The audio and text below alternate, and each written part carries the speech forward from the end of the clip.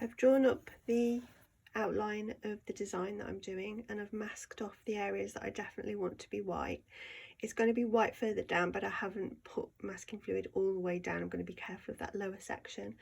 The only bit I'm going to do now is to draw with some white pencil the outline of this grass here. So I'm hoping that when I wash over this, there will be a resist effect. Now, the best kind of resist effect you could probably get is if you used wax crayon, but I haven't got any wax crayon to hand, so I'm just using the white, or pale, actually this is more of a peachy colour, and then hopefully this will resist. And I only wanted a faded effect, I don't actually want a full white effect there. So I've mixed up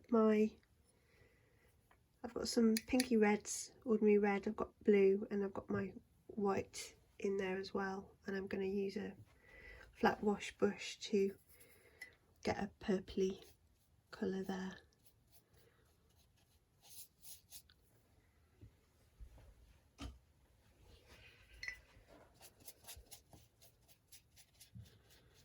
So I'm washing all over to the horizon line, I'm dipping into different sections of colour just to add a little bit. It's quite coarse paper, so it looks quite bitty until it dries.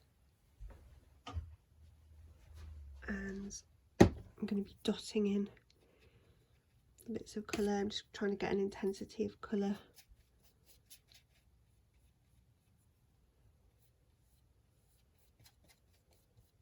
So you can just see that white coming through that I'd drawn on for that suggestion of a grass going across the top, and that'll pale off a little bit as it dries, that subtle effect. And I'm just going to paint into this recessed area which represents a fern leaf there, and more of a blue into the deer.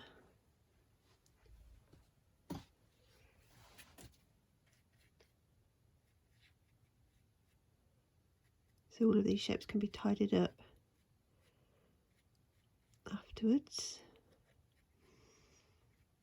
just to get us going really with texture. That's the idea of it, so we can wash across with some texture and colour, obviously using whatever colours you fancy on this. I'm going to get that a little bit darker there so it looks like more of a night sky. So I'm going to add a bit more blue into there. So what I'm doing now is using the fern as a stencil, and I'm going to go around the edges and then the negative space where the fern is, you'll get a little space, and that just adds a little bit of texture into the sky. So you're just getting this subtle change of tone. Obviously the darker the colour the better, and the drier the paint the better. You could do it with the edge of your brush.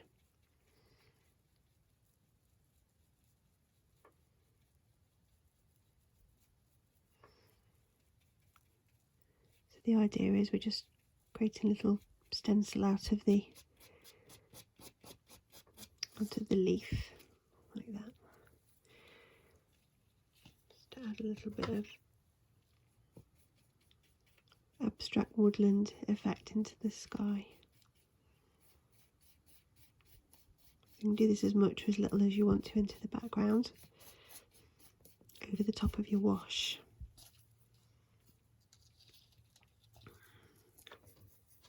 So I'm using just a dry, I'm just using that straight out of the pot like this. Or dab it on with the tissue.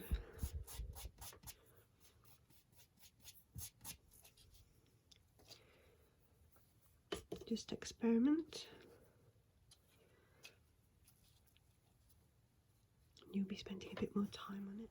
So I've taken the masking fluid off and I'm now going around tidying the edges of where it's gone a bit raggedy, where the masking fluid didn't come off that neatly. So I'm just tidying that up with a little bit of white paint, and I'm exaggerating the marks that we made with the fern when we were using the fern stencil. So I'm just kind of bringing in a little bit of more exaggerated edges to that, just to add a bit of interest into that background. So you can only barely see them, so I'm just going in and just exaggerating that. So this is basically like a collage effect where we're using lots of different textures and things in the background. So you can exaggerate that as much as you want and put different colours in there, and for example exaggerate this grasses here if you want to put some more darker depth of tone into that. You can just to help to bring that out a little bit more. So you can see that I'm putting on a strong colour and then I'm fading it away into the background with a little bit of water. So we're just creating this woodland, tree and fern abstract background with the deer then coming into the foreground on this snowy hillside. Okay, so once we're happy with the background, you keep on working. Then there's these other ferns to work into, and then finally we're going to add some collage elements on the top of it. So carry on adding lots of colours to the sky and getting that as you want it, and also the colour into the reindeer as well. And then you can start working into the other fern leaves in the foreground.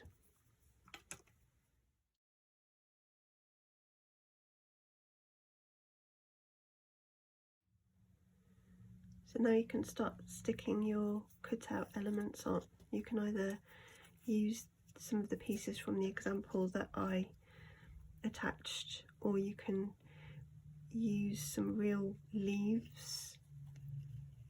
There's fern leaves, or you can get lots of like retro images off the internet, botanical pictures and things like that, which might make it look really nice. So just build up your image until you're happy with it. So now just finish off with your pencil crayon. I've stuck down various different leaves and some cut out from the previous illustration that I showed you. I'm going to add some more details and things across here. I'm just going to keep going until I'm happy with it. Use lots of media like pastels, gouache, anything that you want to really. So this is quite an eclectic look, and it's to be experimented with here in the foreground.